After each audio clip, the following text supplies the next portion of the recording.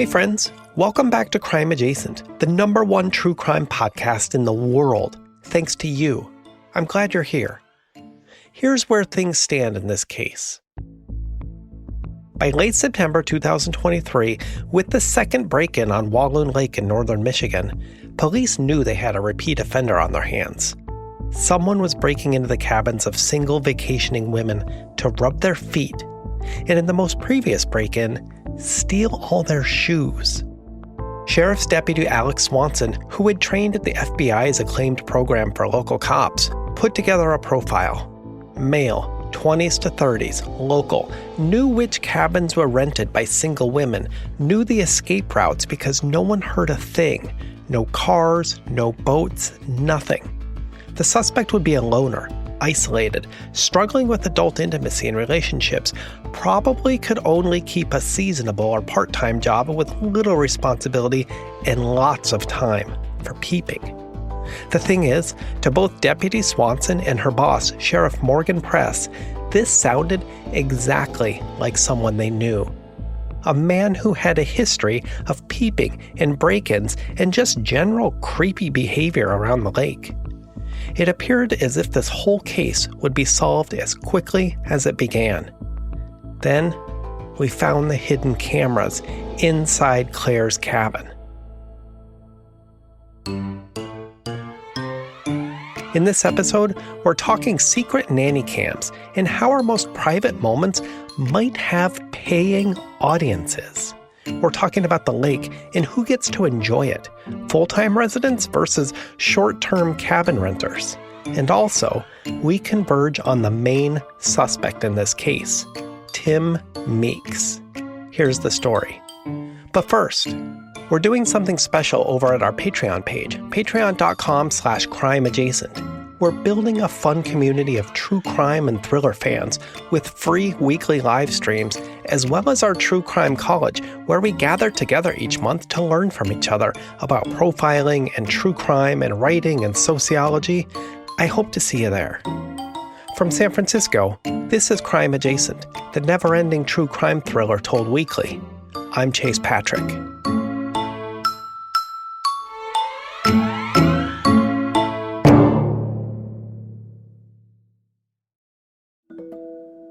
Timothy Tim Meeks worked at the Bear River Country Club on the lake as sort of a jack of all trades. There's lots of work on the water, like refueling boats for members or setting up small sailboats and dinghies, putting docks in for the summer, taking them out in the fall, that type of thing. His cousin, Wesley Meeks, was manager at the bar and club food services, and sort of pulled a few strings to get Tim hired as a general handyman. It sounded more of like a under-the-table type of thing rather than an official full-time seasonal gig. So, a little sketchy. But for good reason. Because the thing is, Meeks had a history, according to Sheriff Press. The Petoskey Tribune newspaper reported this on October 14, 2023, a year or so before the break-ins began. A Petoskey man was arrested at the farmer's market Saturday morning for public intoxication and indecent exposure and assault on a police officer. That man? Tim Meeks. The indecent exposure part wasn't anything bad, like flashing a kindergartner or anything like that. According to the article, he sort of went on a bender the night before, passed out in the park, woke up and peed during the farmer's market, like in front of everyone, and then resisted arrest afterwards. He wasn't officially charged and prosecuted with these crimes. They more or less let him sleep it off and then released him. Small town, I guess. But that's not all. Press said she herself had arrested Meeks at the lake several years back after 2 residents in 2 different cabins reported a peeping Tom outside. Press herself caught Meeks walking away from the general area and then running once he spotted her. But again, these arrests never went anywhere.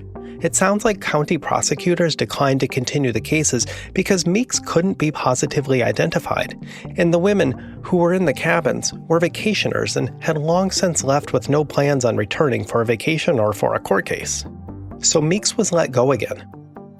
Press said she kept an eye on him. Local residents avoided him. Some visiting members of the club complained about a guy down by the dock sort of leering at them or making off-color jokes. But life went on, and Meeks remained at Walloon Lake. At the time of the first lake creeper break-ins and assaults in September 2024, Meeks was still living at the clubhouse, in the boathouse down by the water. He was 29, in and out of jail, single, a known heavy drinker, a known or at least suspected peeping Tom. Again, I need to be clear, he was never officially charged or convicted of anything, so, innocent until proven guilty. Meeks fit Swanson's profile to the letter. And honestly, I wondered why Press didn't just head over to the boathouse to see if he had any of Claire's shoes lying around, or a tan coat, or even a clown mask.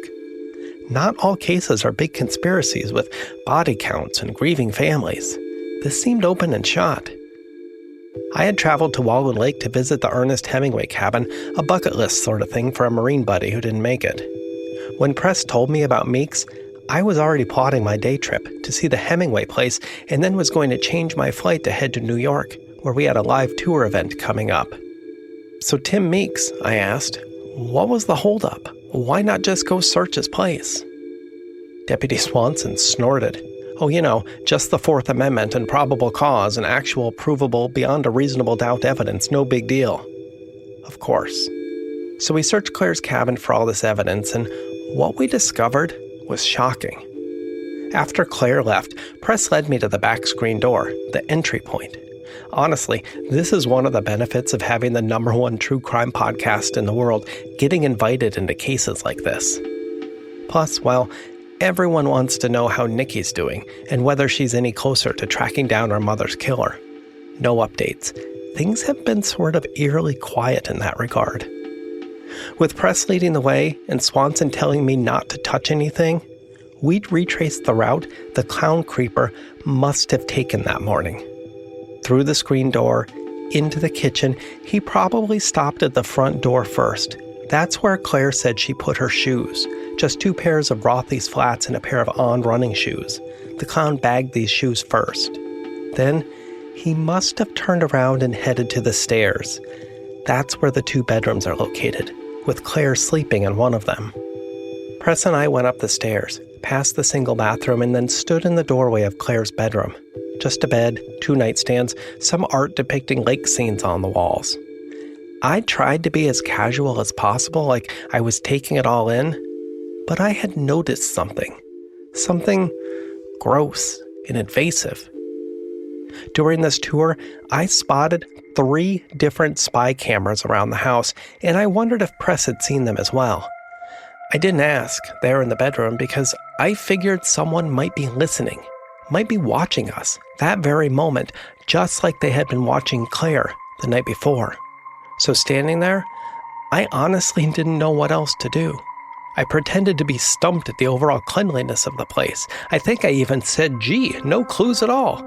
I was not a good actor. I admit it. Sheriff Press, being incredibly sharp, caught on to this and quietly followed me downstairs and outside, waiting until I stopped on the deck. Then she motioned for Deputy Swanson to join us before asking, okay, what'd you find? And why not just say it in there? What's going on? That was the moment I really began to like Press and Swanson. I've been around enough cops to know they can get territorial and fill the air to prove they're the smartest in the room. Press didn't need to. Swanson didn't either. I told them what I found. 3 spy cameras in the house. 1 in the kitchen, plugged into an outlet on the counter. 1 in the upstairs bathroom, aimed at the toilet and the shower. And another camera in the bedroom, aimed perfectly at the bed. On the one hand, this was all extra creepy. Not only did someone enter the cabin to rub people's feet, he was apparently recording the whole thing. I told Press and Swanson about similar cases we've covered on the show in previous seasons, like in Ireland, where someone put up a smoke detector that was really a hidden camera. Or in Florida, where someone did the same thing and was arrested for voyeurism and banned from Airbnb, according to ABC News. Airbnb actually changed all the camera policies. They used to allow owners to video common areas inside, but now all cameras inside are off limits, hidden or otherwise. They still allow cameras outside, however, which always gives me the creeps. On the other hand, this was a break in the case.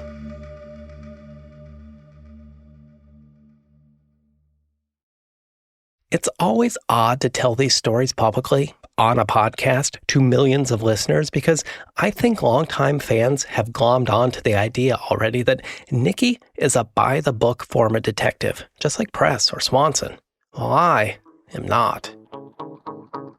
I mean, I get it. This was a criminal case, breaking and entering, burglary, assault. If you're going to find a suspect and take him to court, you need evidence, and you need to collect it all legally. Just like Swanson had said with warrants and the Fourth Amendment, etc., etc.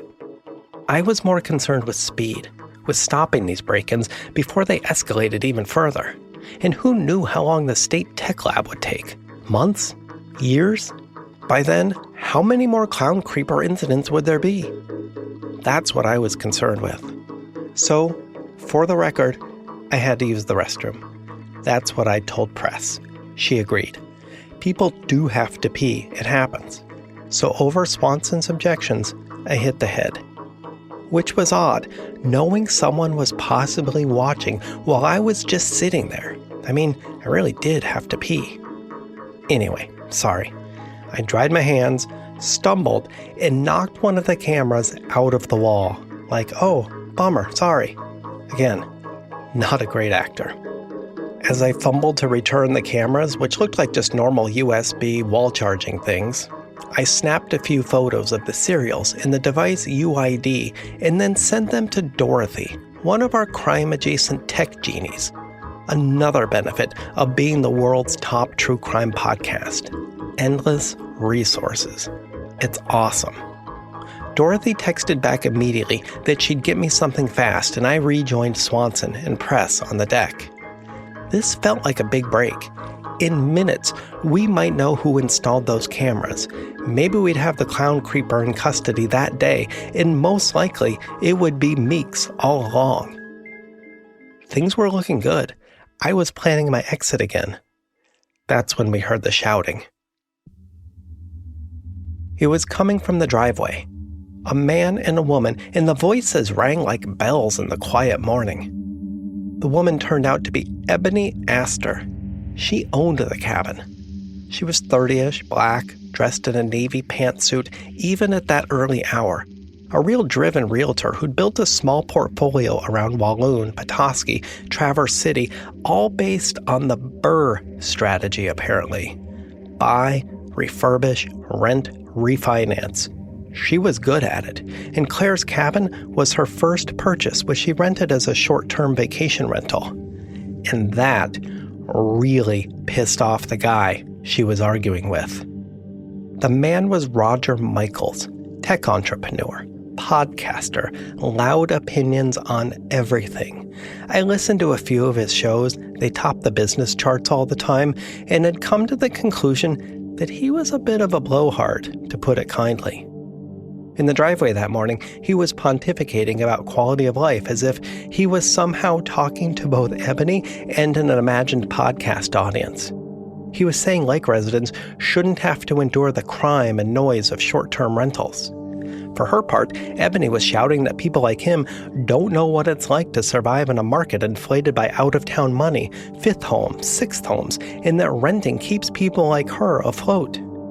It's the argument every lake town has, and it seemed like Michaels and Ebony had had this one plenty of times. Short-term rentals are great for weekenders like me and for owners like Ebony, but neighbors like Michaels get the worst of the noise and the drinking and the late nights. I mean, I get it. I understand. It can be annoying to buy a house and then feel like you're suddenly living in a hotel lobby with endless comings and goings and noise. Even my condo building back in San Francisco banned short-term rentals after enough complaints. Ebony and Michaels were really going at it. As they circled the same points, Michaels actually told her to listen to his podcast because he'd solved the problem already. Of course he did. This self-proclaimed tech genius had put out plans to solve COVID and Ukraine in the Middle East. Why did people listen to him? I don't know. I don't get it. He was basically in HR and lucked into joining a company that someone like Claire turned into a unicorn. Anyway, the point is, as soon as Ebony and Michael spotted Sheriff Press, they stopped their argument and turned on her. Ebony went first. It's Meeks, isn't it? First last week, now this. You need to arrest him. I guess everyone around the lake knew about Meeks. Ebony made her case. Late September, few people on the lake, his history, this crime, who else could it be? It had to be Meeks. At that point, the more I heard, the more I agreed. Yes, case closed. This Meeks guy sounds like our guy, like everyone around the lake knew it was him. As Press and Swanson tried to calm Michaels and Ebony on the driveway that morning, urging them to lower their voices or continue their argument elsewhere, I was thinking Meeks was definitely responsible. It all fit, except for one thing. Right before we heard the commotion of Ebony and Michaels arguing, Press had made a phone call to Wesley Meeks, Tim Meeks' cousin, the guy who had gotten him the job over at the clubhouse and a place to live in the boathouse. Press asked if Tim was working that day. She wanted to have a talk with him. Casual, no red flags. But Wesley said no, he wasn't working that day. In fact, he hadn't seen him for a few days. No one had. Meeks was missing, probably on a bender, which was not entirely out of the ordinary. As Swanson was ushering Ebony and Michaels to their respective cars, my phone buzzed. It was Dorothy. She'd traced the nanny cam to a cellular network in downtown Petoskey. Fast work, I thought. She even had a name. I looked at it and blinked. It wasn't Tim Meeks.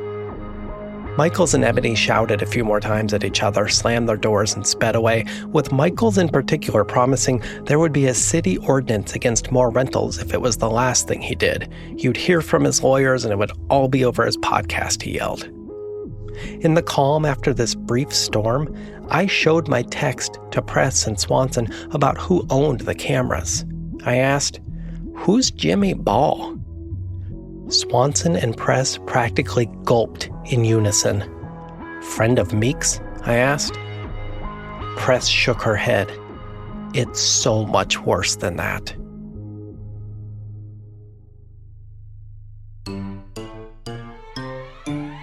Next time on Crime Adjacent. Press, Swanson, and I had made a plan to catch this Jimmy Ball guy red-handed with a stakeout, which sounded like great investigative work, but the truth is, I had messed up. I backed them into this corner, and boy was Swanson pissed. After all, I had tampered with evidence and texted the camera information to Dorothy and got the name Jimmy Ball in return. Good to know, for sure, it wasn't Meeks. But none of this was usable evidence in court, like who the hell was I and who was Dorothy, a defense attorney, would eat us alive. What was the chain of custody? Fourth Amendment, something. I could hear Swanson in my head now. But I told them Dorothy had mentioned something important, something that could solve this case that very night. These cameras required someone to come fetch the little memory cards inside to download all the videos. It was a way to avoid joining network connections and letting people know you're spying. That case in Ireland, according to Business Insider, the hidden camera literally said IP camera on the Wi-Fi connections list. That's how they found it. So I asked Press and Swanson, if this Jimmy Ball guy had to come retrieve the memory card, how about a stakeout from my cabin and we catch him red-handed breaking in? I thought Swanson was mad at me before, but the prospect of spending a night on stakeout duty in my cabin really sent her over the edge. This was not going to be fun. Don't forget to check out our Patreon page at patreon.com/crimeadjacent because we have free live streams and behind-the-scenes information about this show and, of course, our monthly True Crime College. The next reading on this list is special. It's how FBI profiling got its start. You don't want to miss it. I'll see you there.